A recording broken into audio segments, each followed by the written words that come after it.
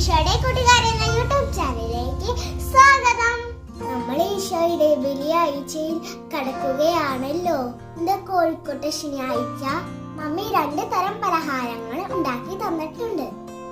ഇത് ഞങ്ങൾ ഉണ്ടാക്കിയ കോഴിക്കോട്ട, ഇത് ഞങ്ങൾ ഉണ്ടാക്കിയ പീച്ചാമ്പി. ഈ പലഹാരങ്ങൾ ഞാൻ തിന്നുമ്പോൾ ഇത് കഥ എന്തുട്ടാ ഞാൻ ചോദിച്ചു. അപ്പൊ മമ്മി പറഞ്ഞു ആ കഥ.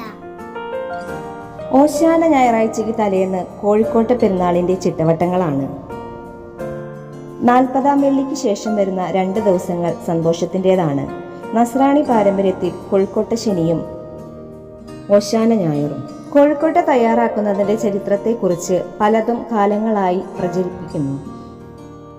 ബഥാനിയായിൽ നിന്ന് ജെറുസലേമിലേക്കുള്ള യാത്രക്കിടയിൽ ക്രിസ്തു ലാസറിന്റെ ഭവനത്തിലെത്തിയെന്നും ലാസറിന്റെ സഹോദരിമാർ തിടുക്കത്തിൽ മാവ് കുഴച്ച് ഉണ്ടാക്കി യേശുവിന് നൽകിയ ഭക്ഷണമായിരുന്നു കൊഴുക്കട്ടയെന്ന് കരുതപ്പെടുന്നു. ലാസറിന്റെ സഹോദരിമാരായ മർത്തായും മറിയവുമാണ് കൊഴുക്കട്ട ഉണ്ടാക്കി നൽകിയത്. ഈ ശനിയാഴ്ചയിൽ ഉണ്ടാക്കുന്ന പീച്ചാമ്പിടിക്കും ഉണ്ട് ഒരു കഥ. ക്രിസ്തുവിന്റെ പീഡാസഹന സമയത്ത് ഒട്ടേറെ യഹൂദന്മാർ ഈശോയെ കല്ലെറിഞ്ഞിരുന്നു. കല്ലുകളുടെ ഓർമ്മയ്ക്കായിട്ടാണ് നമ്മൾ പീച്ചാമ്പിടി ഉണ്ടാക്കുന്നത്. എന്തായാലും കൊഴുക്കട്ട ശനിയോടെ നമ്മൾ വിശുദ്ധവാരത്തിലേക്ക് പ്രവേശിക്കുകയാണ്.